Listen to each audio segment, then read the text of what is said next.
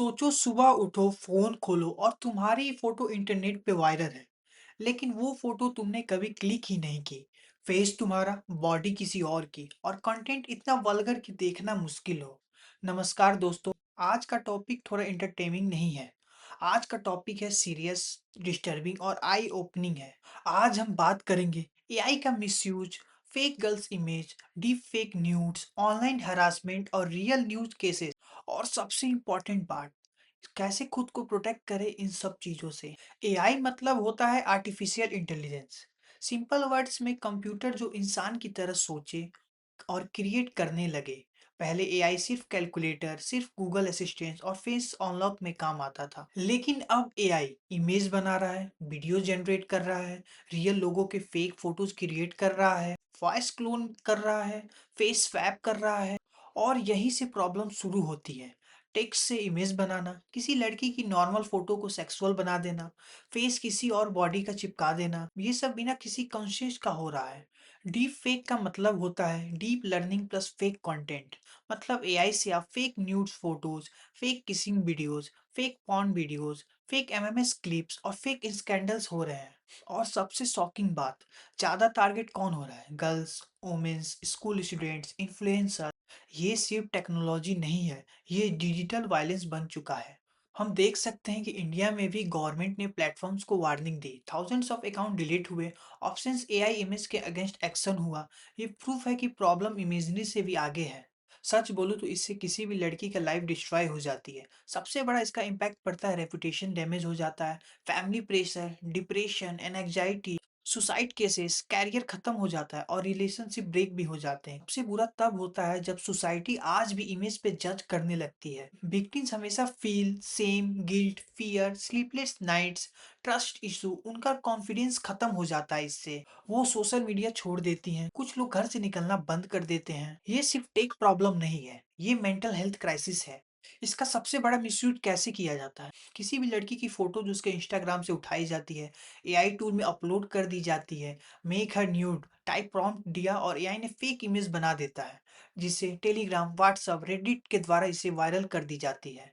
ये सब कुछ मिनट में ही हो जाती है। और ये सिर्फ स्ट्रेंजर्स नहीं करते, कभी कभी क्लासमेट्स, फ्रेंड, कलीग्स इसका यूज करते हैं किसी को भी परेशान करने के लिए। प्रॉब्लम टेक्नोलॉजी फास्ट है ये नहीं है, अपना लॉ स्लो है। अभी भी कई कंट्रीज में डीप फेक को क्लियर लॉ नहीं मिला है, पुलिस को ट्रेनिंग नहीं दी जाती है, विक्टिम्स को जस्टिस मिलने में कई साल लग जाते हैं। हम इंडिया में ही देखते हैं, किसी भी रेप केस को चलने में 11 से 12 साल लगते हैं, किसी को भी जस्टिस मिलने में। पर अब अच्छी बात यह है कि कंट्रीज अब लॉज बना रही हैं, एआई कंपनीज को स्ट्रिक्ट रूल्स फॉलो करने पड़ रहे हैं। फ्यूचर में रेगुलेशन और स्ट्रांग होगा। और सबसे इंपॉर्टेंट बात, किसी भी लड़की के लिए पब्लिक अकाउंट लिमिट करें, पर्सनल फोटोज पब्लिक ना रखें और अननोन एआई ऐप से फोटो अपलोड ना करें। स्ट्रॉन्ग प्राइवेसी सेटिंग रखें, जिससे आपकी कोई भी फोटो किसी के पास ना जा सके। और ये बात मैं पेरेंट्स को भी कहना चाहूंगा, अपने डॉटर्स को डिजिटल अवेयरनेस सिखाएं, सेमिंग नहीं सपोर्ट करें। और लड़कों के लिए भी, किसी की फोटो को मिसयूज क्राइम है। मजाक करना किसी का भी फ्यूचर डिस्ट्रॉय कर सकता है। आज एआई पावरफुल है, लेकिन पावर बिना एथिक्स डेंजरस होती है। अगर हम अवेयरनेस फैलाएंगे, विक्टिम्स प्रोटेक्ट होंगे, मिसयूज कम होगा, सोसाइटी सेफ बनेगी। दोस्तों, अगर सिर्फ फियर क्रिएट किया जाए और सॉल्यूशन ना दिया जाए तो लोग होपलेस हो जाते हैं। मैं आपको होपलेस नहीं, पावरफुल बनाना चाहता हूँ। क्योंकि सच ये है, एआई को हम रोक नहीं सकते, लेकिन मिसयूज को रोक सकते हैं हम। और इसका सबसे बड़ा सॉल्यूशन है अवेयरनेस। जब तक लोगों को पता नहीं होगा एआई क्या कर सकता है, इमेज फेक हो सकती है, डीपफेक क्या होता है और कंसिस्टेंट क्या होता है, तब तक प्रॉब्लम बढ़ती रहेगी। और इसीलिए स्कूल में डिजिटल एजुकेशन होना चाहिए, पेरेंट्स को ट्रेनिंग मिलनी चाहिए, टीचर्स को वर्कशॉप मिलनी चाहिए, यूट्यूबर्स को रियल इश्यू कवर करना चाहिए। अगर आप ये वीडियो देख रहे हैं, कल आप किसी और को भी समझाएंगे और वहीं से चेंज स्टार्ट होगी। हमने बहुत सारी मूवी में देखे हैं कि अगर आप ये बात 3 लोगों को बताएंगे और उन 3 लोगों को कहेंगे कि ये बात और 3 लोगों को बताएं, ये सबसे पहला स्टेप होगा अवेयरनेस बनाने में। पेरेंट्स क्या कर सकते हैं? पेरेंट्स का रोल सबसे इंपॉर्टेंट है। अनफॉर्चुनेटली इंडिया में फोन तो दे देते हैं, इंटरनेट दे देते हैं, बट गाइडेंस नहीं देते। पेरेंट्स को चाहिए अपनी डॉटर से ओपन बात करें, शर्म के नाम पे साइलेंस क्रिएट ना करें। अगर कोई इंसिडेंट हो तो विक्टिम को ब्लेम ना करें। पुलिस से सबसे पहले अपने बच्चे को इमोशनल सपोर्ट दें। सोचिए, अगर किसी लड़की को पता है कि मेरे पेरेंट्स मेरे साथ खड़े हैं, तो वो कभी इजीली ब्रेक नहीं होगी। अब बात करते हैं Instagram, Facebook, AI apps platform की। अगर ये कंपनीज करोड़ों में कमा रही है, डेटा ले रही है, अटेंशन ले रही है, तो इनकी भी रिस्पॉन्सिबिलिटी बनती है कि ये सब प्रोटेक्ट करें। सभी कंपनीज को स्ट्रॉन्ग एआई फिल्टर्स लगाना चाहिए, न्यूड जनरेशन ब्लॉक करना चाहिए, फेस मिसयूज डिटेक्ट करना चाहिए, रिपोर्टिंग सिस्टम फास्ट बनाना चाहिए, विक्टिम को इंस्टेंट सपोर्ट करना चाहिए। किसी भी कंपनी पे प्रेशर कैसे आएगा? पब्लिक अवेयरनेस से, मीडिया प्रेशर से और गवर्नमेंट के प्रेशर से।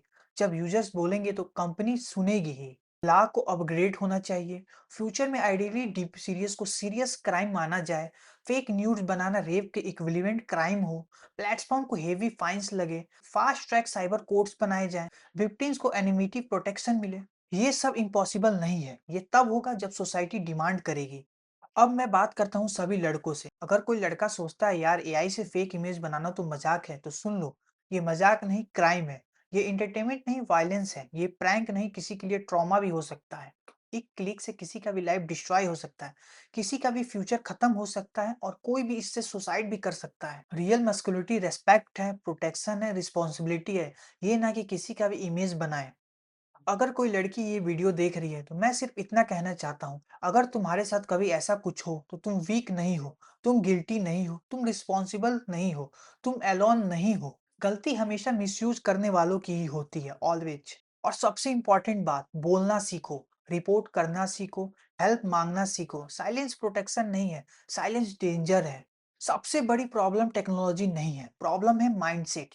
जब फेक इमेज आती है लोग पहुंच जाते हैं, रियल है क्या, इंस्टीड ऑफ उनके साथ ऐसा क्यों हुआ। विक्टिम शेमिंग बंद होना चाहिए, कैरेक्टर जजिंग बंद होना चाहिए, इम्पैथी नॉर्मल होनी चाहिए।